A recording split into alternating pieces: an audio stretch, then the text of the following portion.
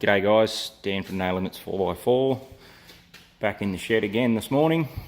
I've asked us what's going on with the 4RUNNER, Fiona, since we've bought it. So, like Jeff said on the Yatunga video, we will do a walk around when we get it a bit closer to where we want it. But it's certainly already had quite a transformation from when we got it. So we thought we'd just give you a quick little up till now video.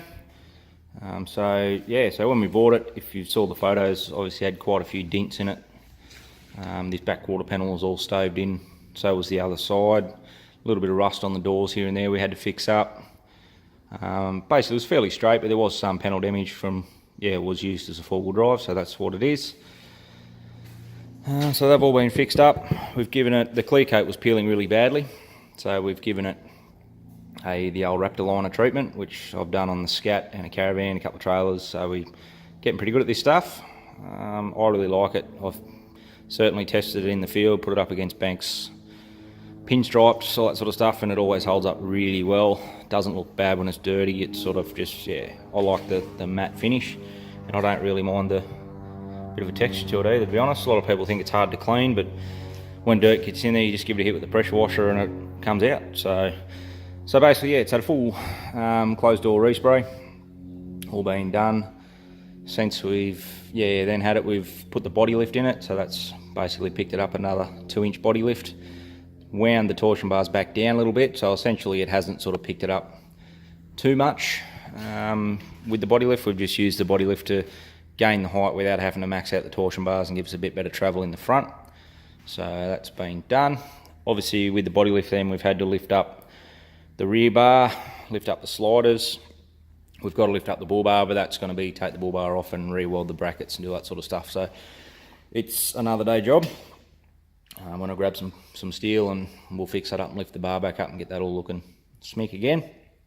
We've taken the 33s off and put the 35s, or the 315, 75, 16 Federal Coraggio mud terrains.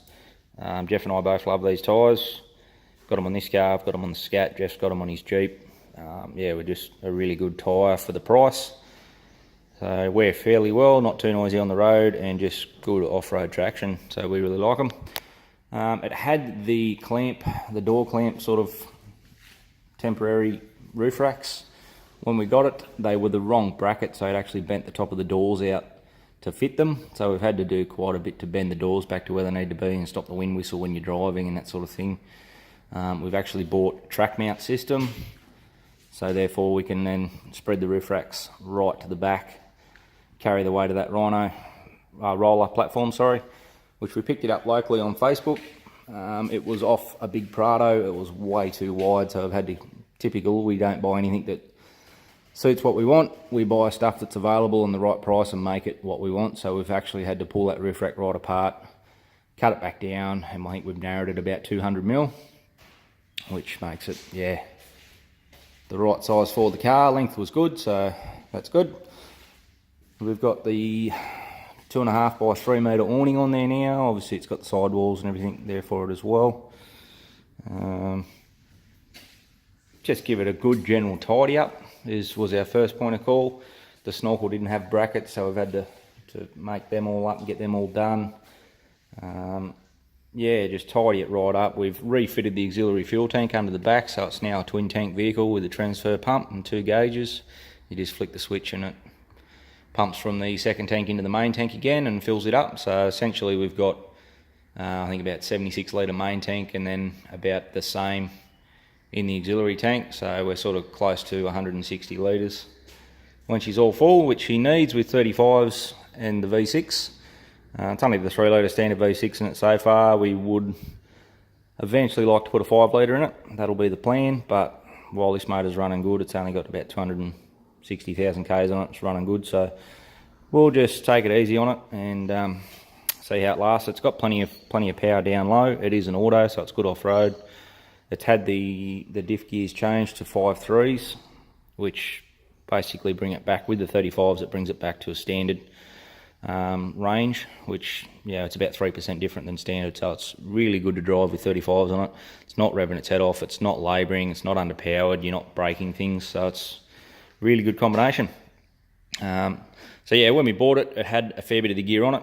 So yeah, it's got, in the front, it's basically got the torsion bars wound up. It's got torsion upper control arm spacers. It's got a diff drop. In the back, it's running a 2-inch lifted coil and a 2-inch spacer. Plans are to change that out for 80 series coil, so we've got a bit more travel without loosening the coil.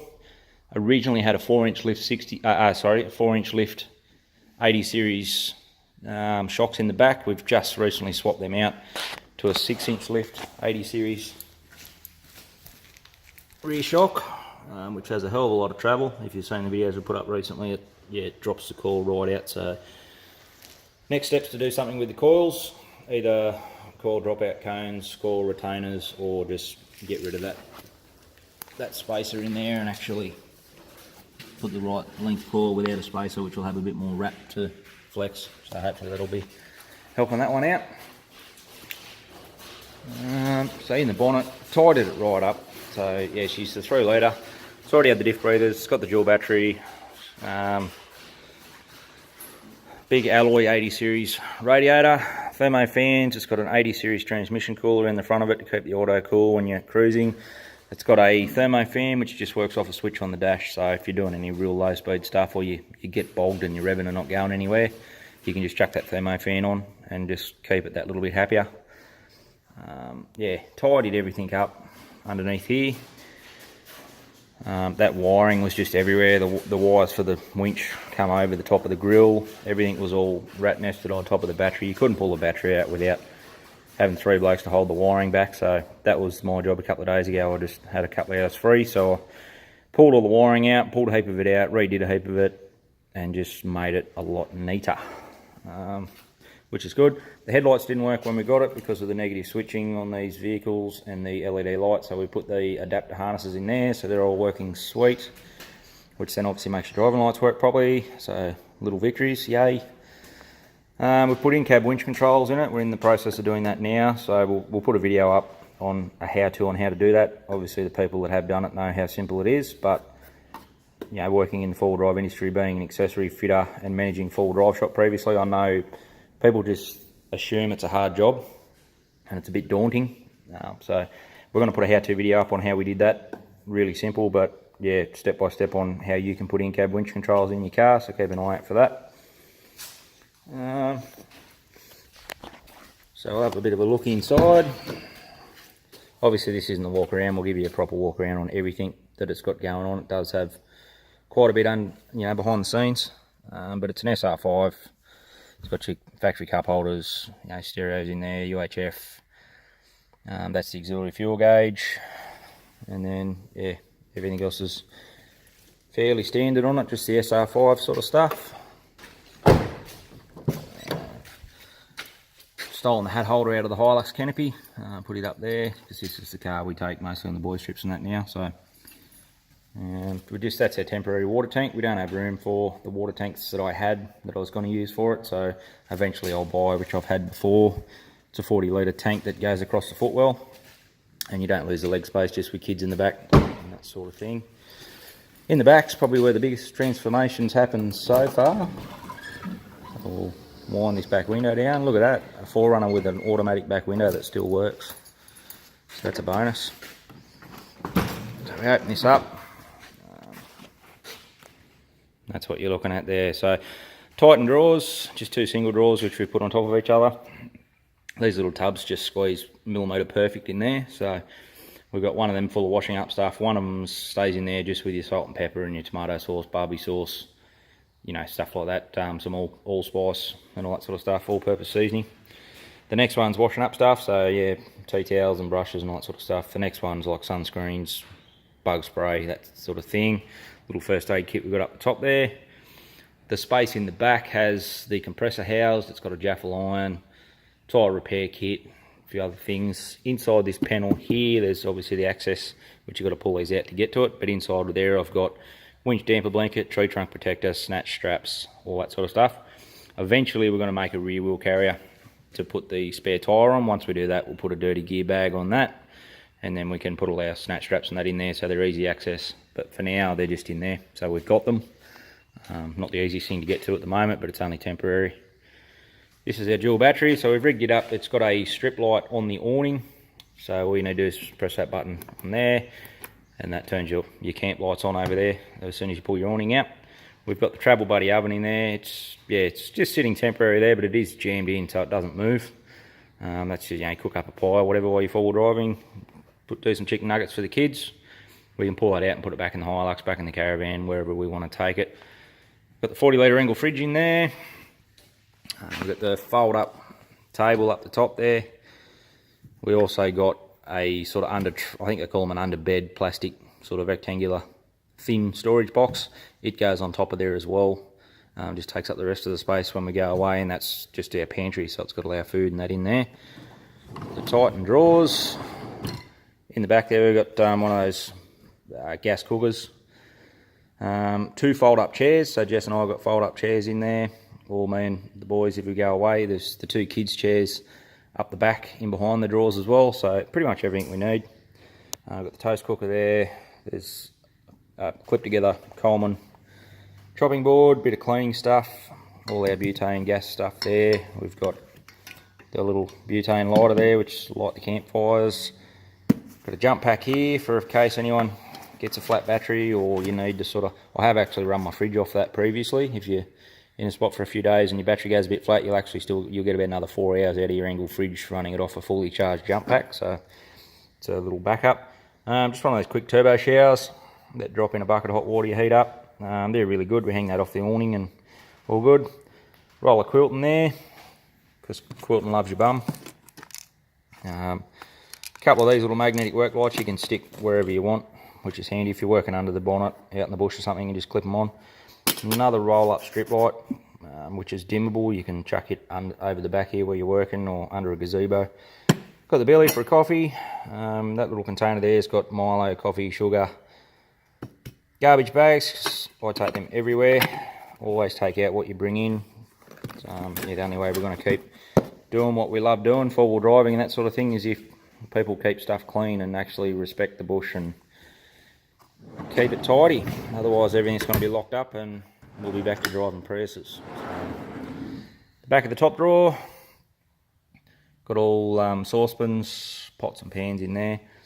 Up the top, this tub here doubles as our washing up tub. So yeah, once you pull everything out, you do your washing up in that. Underneath's our cutlery. These little silicone pop out things for when you're making up pastas for the kids and you need to know how much your stuff you're putting in. Glad wrap and alfoil. This tub here has all the utensils in it. Designed all this so it's all in its own tub, so if we do go away in another car or we take Jeff's 60 away or something like that, I've got a big space case that all this will sit in. We can throw it on the back of Jeff's ute and yeah, you don't have to have 2 of everything. You can take all your stuff there, so that's good. So yeah, that's pretty much a good little update. We've got had an old MSA sign from a 4-wheel drive shop we used to manage, so I've peeled the sticker off that, given it a good clean up, cut it to suit the back, and that's now the chopping board. So in the process of making up a little 3mm alloy 500 by 500 square there with a piano hinge. It'll fold out and then it's got a screw in leg, and that'll essentially give us an 800 long table there. So you'll have preparation and cookers there. Your drawers you can pull out here, reach your beers in there, chopping up here, so we can do everything from the back. And everything is good. So far that is the 4Runner. So like I said, coming up with no limits, we've got quite a few projects. We've got a lot more to do to the 4Runner. We're going to start a few more how-to videos, so while we're doing stuff we'll do a little bit of filming. It's not going to be cinema quality, but yeah, just filming with phones and that sort of thing to give you a few videos on cheap and easy mods that you can do yourself. You don't have to pay someone to do, just to improve and make things easier, like your in-cab winch controls, for example. Mounting high lift jacks, sort of, yeah, we'll go through a few videos like that. Coming up, we've got a lot of stuff going on. Like I said, a lot more to do to the 4Runner. The Hilux is about to go through a big transformation. We're actually selling the canopy that's on the back of it, and we're doing a completely different setup on that. So you'll come along with us and see what we're going to do there. The Blue Scat has a hell of a lot of things we want to do to it too. We're going to chop the guards, chuck either 33s or 35s, depending on what we can get our hands on cheap. Under that, we're going to spring over it Probably look at doing a bit of a dodgy coil conversion in the back of it. Weld the diffs up, just make it something that is just an off-road weapon and never ever going to be registered again in its life, so it doesn't need to follow any of that sort of stuff you need to do to get through rego. So yeah, that's where we're at. We've got a lot coming up. Jeff's got a lot he's sort of doing as well. He's just bought another 60. He's going to be chopped into a dual cab. Long-term project, but yeah, it'll be his tourer, his family car. It's going to build a tray for the back of it, chuck a canopy on it, more than likely. He wants to put a V8 turbo diesel, a 4.5 litre out of a current model cruiser. So if we can get hold of one of those out of an old mine vehicle or a rolled cruiser, that's what will happen with that. So, and also we've got a few more trips coming up. We're planning a trip up to Rover Park early in the new year. Just after New Year's, we're planning on doing a trip with quite a few boys down to McBride's Beach again, so we'll do a bit better footage down there for you as well. And if there's any questions, any you want us to do, any mods that you'd like us to sort of talk about a bit more, let us know. But other than that, we'll upload a few videos shortly of doing the in-cab winch controls and a few other little mods that we've done recently. We'll throw some videos up of some late night stuff in the shed, cutting guards on the old Scat and that sort of thing, and yeah, just mucking around. So thanks guys, we'll see you next time.